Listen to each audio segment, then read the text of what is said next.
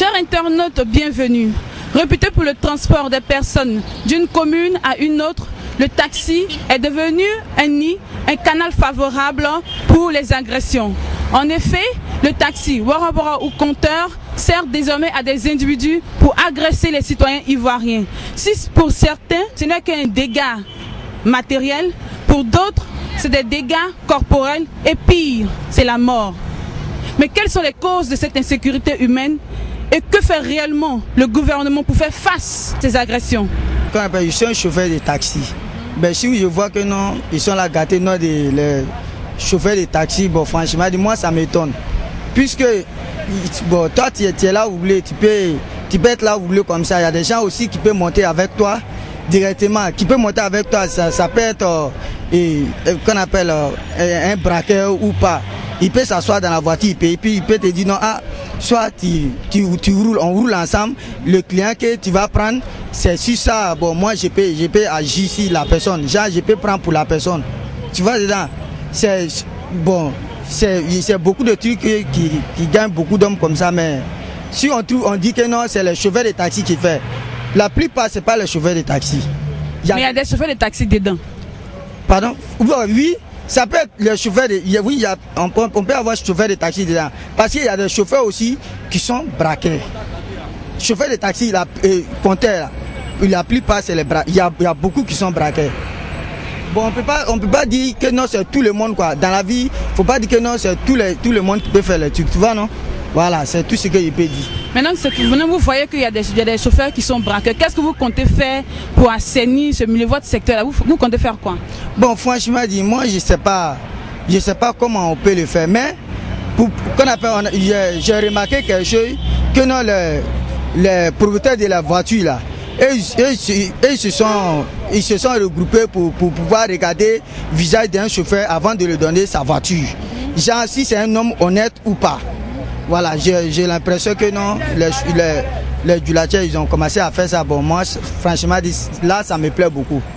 C'est de la manière qu'ils sont là, franchement, ça me plaît beaucoup. Donc, ils ont commencé à confier leur voiture à des personnes. Quand ils te regardent, si tu as un bon comportement, ils commencent à te donner. Oui, ouais. Ils ne donnent plus ça à n'importe qui. Non, on ne donne plus ça à n'importe qui. Bon, il n'y a plus pas maintenant, il n'y a plus pas les propriétaires de voitures maintenant qui s'envoient que non. Ah, si tu as chez toi et tu es responsable, tu as ta femme et tes enfants, bon, on peut te confier, bon, tu gères ma voiture. Bon, lui, bon, je trouve aussi que non, lui, tu peux pas, lui, pour lui dire que non, lui seul, il peut rouler la voiture, franchement, il ne peut pas rouler. Bon, lui aussi, il ne peut pas être braqué de la voiture. Bon, c'est le second qui va lui donner la voiture. Bon, effectivement, j'ai appris ça. Effectivement, ça existe. Ben, j'aimerais que ce soit, bon, les taxis, plus les taxis chargent, il y a les gars, que les taxis, on essaie de les identifier. Chaque taxi, on prend les numéros, bon, plus ils ont les gars, ils ont des syndicats. Les taxis viennent garer, on prend les numéros de taxis qui chargent. Là, au moins, le client, quand il s'en va, on sait quel taxi qui a pris tel client. Bon, moi, c'est mon avis, quoi. Ce sont les solutions que vous voulez donner aux autorités. Voilà, aux autorités. Puisque eux, ils ont les gars, et ils chargent, ils ont les coins de pointe, c'est là ils chargent. Maintenant, puisqu'ils viennent charger, on voit les syndicats, on sait que c'est telle personne qui charge, telle personne qui charge. Maintenant, quand le client il vient, on sait tel taxi est parti avec tel nombre de clients. Maintenant, s'il y a un cas comme ça, bon, on peut quand même identifier. Je crois qu'aujourd'hui, si les gens commencent à voler, il y a des histoires de braquage et autres dans les taxis. C'est une nouvelle trouvaille, effectivement, que les bandits ont trouvé, parce qu'aujourd'hui, il faut reconnaître qu'il y a des efforts qui sont faits pour la sécurisation des Ivoiriens. Donc, les gens sont obligés de se replier dans les taxis. Bon, maintenant, qu'est-ce qu'il faut faire? Bon, la population est en danger. Je crois que les autorités au niveau de la police doivent trouver les voies et moyens. Si, peut-être, il faut demander maintenant aux Ivoiriens de noter à chaque fois qu'ils vont prendre un taxi, le numéro, comment on appelle ça, le numéro matricule du taxi. Bon, c'est ce que nous allons faire, parce qu'aujourd'hui, les taxis roulent, tout le monde emprunte, il y a les woro-woro. Bon, peut-être qu'il va falloir maintenant qu'on change de comportement en notant tous les véhicules que nous allons emprunter. Est-ce que vous ou bien votre proche avez été déjà victime de ces agressions-là? Non, moi, apparemment, je n'ai pas été victime, ni un parent, mais ce que je sais, c'est que souvent, il y a des passagers, par exemple, qui peuvent oublier les bagages dans les taxis. Et bon, le chauffeur de taxi, le passager a oublié, le chauffeur du taxi est parti. Alors que si, avant de monter dans un taxi ou bien un woro, on a le temps quand même de prendre le matricule du véhicule, au moins si on a agressé, on peut aller quelque part et puis porter une plainte. Ceux qui sont dans les gares routières et qui se font passer pour des Sénégalais n'ont aucun découp. Est-ce que vous voyez? Donc il va falloir aussi que les autorités essaient de voir au niveau de ces gares qui sont, comment on appelle ça, qui ne sont pas officiels et qui sont situés un peu partout, ou bon, ceux même qui sont les chefs des gares, on ne les connaît pas, ils ne sont pas officiels. Mais quand on monte, c'est difficile. Vous voyez, si, bon, je ne dis pas qu'ils sont en complicité avec les chauffeurs, mais je veux dire que si à ce niveau c'était déjà organisé, au moins quand tu as pris un taxi ou bien un wororo dans une telle gare, tu peux venir te plaindre à quelqu'un. Mais eux-mêmes, les véhicules même qu'ils prennent, les véhicules qu'ils garent et qu'ils chargent les gens dedans, bon, c'est des véhicules, chacun vient et dit bon je charge, on te charge et puis tu t'en vas. Il faut dire que les autorités font des efforts. Mais les bandits aussi redoublent d'ingéniosité. Donc je crois que c'est eux les professionnels de la chose, je crois que les professionnels de la sécurité. Mais nous en tant que population, nous aussi on a des dispositions à prendre. Et la seule disposition que nous pouvons prendre, c'est d'avoir à l'esprit de noter au moins l'immatriculation du véhicule que tu dois emprunter. Quand il s'agit d'un taxi ou d'un woro-woro. Les agressions dans les taxis, c'est toujours fréquent, mais c'est le maire ou les présidents des jeunes qui sont dans le quartier qui peuvent se décider pour dire non, dans notre quartier il y a trop d'agressions, on peut aller voir le maire pour dire non, cette fois-ci c'est comme ça, c'est comme ça, c'est comme ça, c'est comme ça, ça se passe. Mais si ça ne se fait pas, ça va continuer. Et si ça continue, c'est nous on paie. Ben nous souvent, même à la dernière minute, nous on peut prendre un taxi. Bon, c'est pas ceux qui sont dedans. Ils sont dans le taxi, arriver devant là-bas, ils vont prendre pour nous. S'ils ont tout pris, on fait comment? C'est le maire, on va regarder. Puis encore, ça va encore, et comment dirais-je, la population sera au moins mécontent de celui qui est là. Oh putain, le monsieur fait le bon travail. Mais à votre avis, quelles sont les causes de ce phénomène? Les causes, c'est simple comme simplice. Il n'y a pas de sécurité. Il n'y a pas de sécurité. Il n'y a pas de sécurité. Sinon, c'est simple comme simplice. Les causes, c'est simple comme simplice. Mais l'État a déployé des forces de sécurité dans les rues, un peu partout. Vous trouvez qu'il n'y a pas de sécurité? D'accord, il n'y a pas de problème. L'État, nous, on a vu. Ils ont des numéros verts qui nous ont remis. Mais quand on appelle comme ça, quand tu appelles, on te dit non, appelle où tu habites là. Dans le quartier où tu appelles le commissariat qui est là-bas. Hop, dans le commissariat qui est là-bas, qui doit les appeler pour confirmer très bien, et puis ils vont venir. Donc quand ça ne se fait pas, ils ne viennent pas, c'est fini. Est-ce que vous avez été déjà victime, vous ou bien l'un de vos... Plusieurs fois, hein, ma chérie, plusieurs fois. Comment ça s'est passé? Il y a les éboulements à Dieu, des faire quoi? Il me suis soigné, trace qui va ici là, c'est coup de tête. Vous avez été agressé physiquement? Oui, je me suis soigné moi-même. Et puis je suis là. Donc, quand je sais qu'il fait un peu taquer ici au dehors, s'il n'y a pas de l'argent, dans les rayons où je suis, si je sais qu'il y a un parent là-bas, je dors là-bas.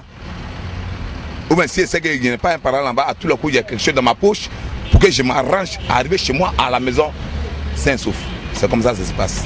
Mais quelles sont les solutions que vous proposez aux autorités? Les solutions c'est simple. Les solutions c'est simple. C'est quoi? La sécurité n'a qu'à bien faire son travail. Et puis ces gars-là, quand on les attrape là, donc à la maca. C'est comme ça. Là, quand ils vont à la maca, quand ils vont ressortir là, ils vont bien réfléchir. Il y a un trop laissé aller actuellement dans ce pays. Oui, les agressions, bon, ça peut être possible. Mais seulement moi, très souvent quand il y a agression dans un taxi, les gens automatiquement accusent les chauffeurs. Et moi, je ne partage pas leur avis. Parce que très souvent, les taxis contre eux-mêmes sont agressés. Et on prend les taxis là, on va faire des opérations avec. Et si on voit quelqu'un au volant, directement on ne se pose pas de questions, c'est le chauffeur des taxis qui est venu agresser les gens. Mais non, vous ne croyez pas que c'est naturel. On voit quelqu'un au volant, vous voyez le chauffeur, un chauffeur qui a son volant. Quand vous montez dans son taxi automatiquement, vous dites que c'est le chauffeur. Voilà, c'est ce que les gens se disent. Sinon, très souvent, c'est les taxis compteurs qui sont braqués.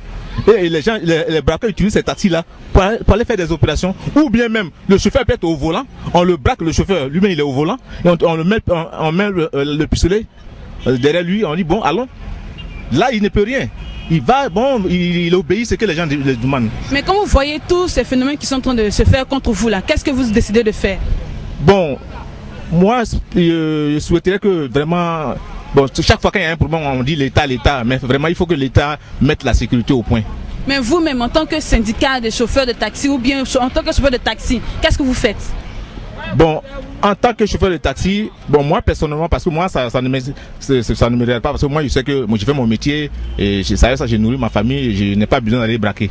Donc moi ça ne m'intéresse pas. Mais ce phénomène-là peut baisser le nombre de vos clients. Oui, ça c'est vrai. Parce que quand j'ai vu ça dans les journaux, même déjà, ça m'a un peu choqué.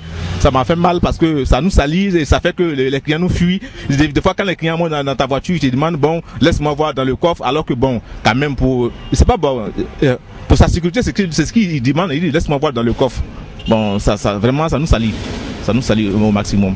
Mais est-ce que vous avez prévu de faire des associations, de faire des syndicats pour pouvoir lutter contre ça? Oui, il y a déjà les syndicats qui sont en place et nous sommes en train de les contacter pour voir ce qu'il faut faire réellement vraiment pour pallier à ce phénomène-là. On vous permet de lancer un appel aux autorités aussi pour qu'ils vous viennent en aide? Oui, c'est ce que je venais de dire tantôt. Il dit que vraiment que les autorités fassent un effort pour mettre la sécurité au point. C'est la sécurité qui envoie tout ça là. Si bon, les gens maintenant, beaucoup d'hommes ont des pistolets, des fusils partout. Bon, il peut s'habiller en treillis ou bien c'est pas en quoi tu vois, c'est un policier, il t'arrête alors que c'est un braqueur. Bon, tu as vu, il y a tout ça là. Donc il faut vraiment mettre la sécurité au point. L'agression des taxis, ça dépend. Parce que quand tu montes dans un taxi, d'abord il faut regarder l'aspect du chauffeur. Voilà. L'aspect du chauffeur. Moi par exemple, je regarde l'aspect du chauffeur, je regarde. Si c'est un vieil homme, je sais que je ne cours pas de risque. Voilà. Si c'est un vieil homme, je ne cours pas de risque. C'est les jeunes là pratiquement qui fatiguent. Parce que la vieille personne là, tu te mets devant, tu sais que lui, au pire des cas, vous luttez. Mais souvent, aux heures de pointe, on n'a pas le temps de vérifier tout ça. Qu'est-ce qu'on fait? Comment on fait? Bon. C'est que tout est dans la mesure. Les agressions dans les taxis, on ne sait pas qui monte dans les taxis. Il y a les hommes qui viennent, ils sont bons, ils sont jolis, ils sont bien propres, qui montent dans les taxis. Ok, ce sont les agresseurs. Nous, on ne sait pas comment ils sont. Comme les femmes aussi. Comme les femmes qui volent aussi. Mais on dit très souvent que ce sont les chauffeurs de taxi qui font ces agressions-là. C'est faux. Je demande que c'est faux. Et puis A+2, je peux dire que les chauffeurs de taxi, ce ne sont pas les voleurs. Maintenant, comment vous démontrez ça? Maintenant, je dis, on est là, on est ici, dans les cabarets ici, on sait qui est voleur, qui n'est pas voleur. On sait qui est voleur, qui n'est pas voleur. Donc vous vous connaissez entre vous? On se connaît bien ici. Maintenant, quand ces agressions-là sont faites en votre nom, dans votre taxi, qu'est-ce que vous, en tant que syndicat, là, vous prévoyez de faire? Mais si on attrape un voleur, on envoie à l'abattoir. C'est mieux. C'est mieux. Un voleur, s'il vient nous voler, on l'envoie à l'abattoir. Nous, on a nettoyé déjà notre terrain déjà. On a déjà nettoyé notre terrain. Ça veut dire qu'on nettoie votre terrain? On a nettoyé notre terrain, il n'y a pas un voleur qui a venu ici. Tu es chauffeur, tu es volant, toi-même on te prend, on te frappe. Même tout ce qu'on dit, même là, on a géré ça le mouvement déjà. On est sous feu roux. C'est qu'on appelle sous feu roux là. Ça veut dire que l'homme qui se lève la nuit, qui dort, puis le matin il dort, il se réveille la nuit. Parce que la nuit là, nous on veille. Et puis la journée là, nous on dort. Maintenant les voleurs qui sont dans le quartier là, parce que où nous on est arrivé là, on ne veut pas qu'ils n'ont qu'à gâter non non. Surtout dans les taxis compteurs là même. Toujours dans les taxis compteurs là, il y a les voleurs. Ceux qui volent là même, c'est dans les taxis compteurs même. Voilà. Les Ivoiriens ont déjà assez souffert d'innombrables horreurs. Le braquage dans les taxis n'est qu'un pan de l'insécurité humaine. Alors il est temps pour nos autorités ivoiriennes de prendre de réelles mesures de sécurité afin de permettre aux Ivoiriens de vivre des quotidiens meilleurs.